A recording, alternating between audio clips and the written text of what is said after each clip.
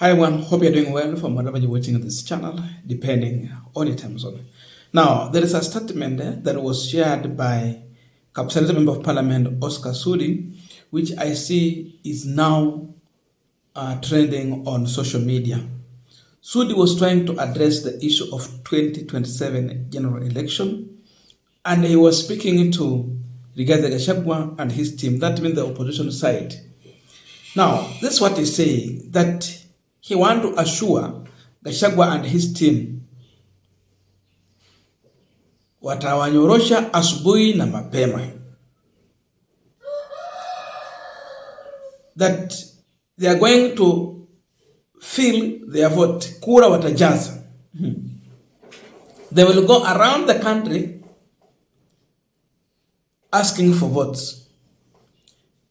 Now, this is where the bombshell is. In case they will discover that their vote is not enough, tukiona kidogo haijai, tutaomba ya kujaza, lazima kura ijai.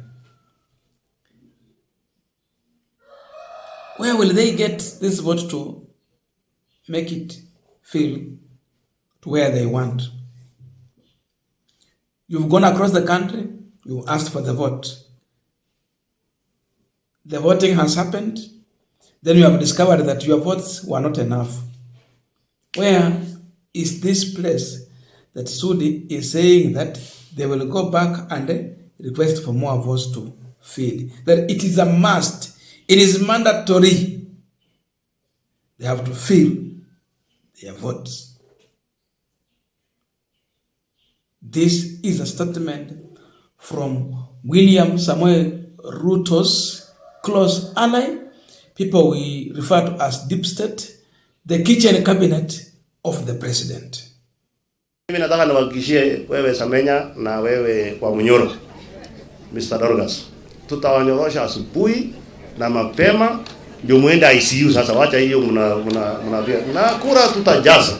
Hii kura hii tutajaza, msijali, kura itajaa. Sitajaa. Tunaenda Ukambani tunaomba, tunaenda wapi tunaomba, tunaenda kila mahali tunaomba.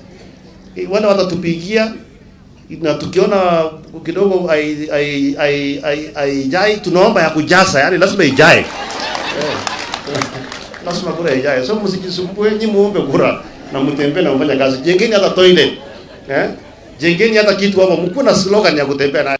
Now, how do you see Oscar Sudi's statement?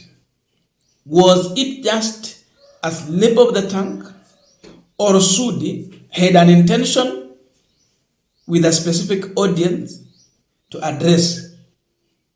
Did he just mess, or there was an intention? Was it planned that Sudi should go and say so in the public? And if it was planned so, what was the reason behind that? And which way forward? Those are the questions that I see many people are trying to ask here. It is the same question we are also asking on this Punchline. But before we go deep into this discussion, I have a quick and humble request. For those who are watching this channel and you have not yet subscribed, please consider subscribing. To our returning subscribers, I must say thank you so much. And again, to all our viewers, please give this video a thumbs up. Thank you so much, and back to our discussion. Now, I am personally convinced that Oscar Sudi did not make a blunder. He knew what he was doing. And seemingly, Sudi might be a messenger. You know, there was a time during the, when there was rumors about Gachagua being impeached.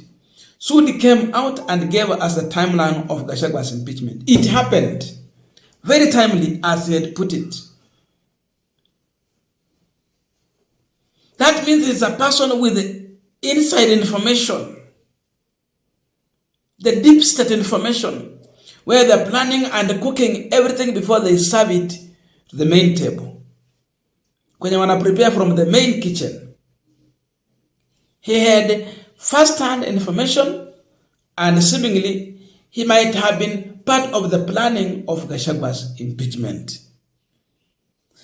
I want to treat this statement the same. He is a messenger. The owner of the message might be the person who will be on the ballot defending his re-election. William Samuel Ruto, the owner of the message. Oscar Sudi has been made a tool of communication for William Ruto. So it is not a mistake. It was well organized and assigned Oscar Sudi to deliver this message to two people. Number one, the opposition, Gachagua and the team. Number two, the electorate, mimi na wewe, piga kura sasa. That is the message of the day. Sudi is telling us that in case they have gone around the country, ask for votes, then they discover these votes are not enough, they will go back again to ask for more. When and how will they discover that the votes are not enough? It is possible to know when voting has happened. This is possible to know after people have cast their ballot. So in case people have cast their ballot, the counting is taking place, then you discover that you don't have enough votes. Where and how will you go back to the electorate to ask them to give you more votes? That means Sudi and the team will be asking for votes from somewhere. But this somewhere is not coming back to the electorate because those doors will have been shut down once the election has been complete and the polling station closed for counting. There is somewhere they will go and ask for these votes. This somewhere takes us back to the IEBC. Sudi is telling us that IEBC might determine who will be the next president of Kenya, but not the electorate. That we will not have the capacity to determine the next president as the electorate. Hiyo ndio message anatupea sisi, mimi na wewe. We don't have the capacity to make a decision on who should be the next president. Because if the vote is not enough, they will go and ask for more. Watauliza wapi? Kwa IEBC. Sudi is telling us that there is a possibility they might turn up with cooked figure for the next general election. These people are going to resurrect the dead voters. They are going to bring back to life the ghost voters.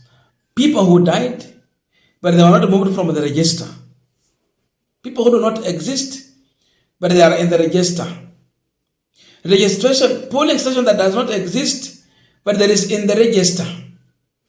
There was another story we were told about, by the way, it was in, sorry for that, it was in the newspaper, whereby in Nyanza, in Rift Valley, there is a school that does not exist.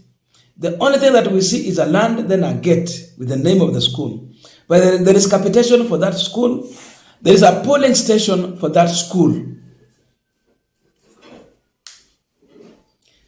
The ghost polling station are going to be resurrected.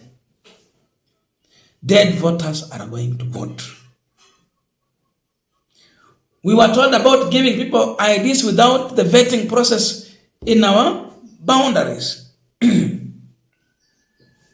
Ukienda kule Mandera, kuna boundary ya Wasomalia na ndugu zetu wa Somalia wa Kenya. Iko hapa Trans Nzoia pia na huko kwingine. The issue of vetting was not only happening in Mandera the eastern part of Kenya, northern part of Kenya, or northern. It was Izo border communities vetting, but Ruto reduced it to a Somali issue. Intention to bring in voters from outside. He wants to sacrifice the nation, bring in people who will ruin our reputation, who are not Kenyans, just because he's interested in their votes. So Sudi is saying, the main aim here, as I conclude, is to test the water. How deep is the water? How are Kenyans reacting? Which way can we go about it after learning the reaction from Kenyans? They are testing the water and studying. They are doing a case study to know how they will go about this. The question is, are you ready for this? Swali ni kwako na mimi. Are we ready for this? Or is there a way we can say no to rigging the election? I don't know your views, but please let us meet in the comment section to continue with this discussion. Thank you so much, and I'll see you in our next video.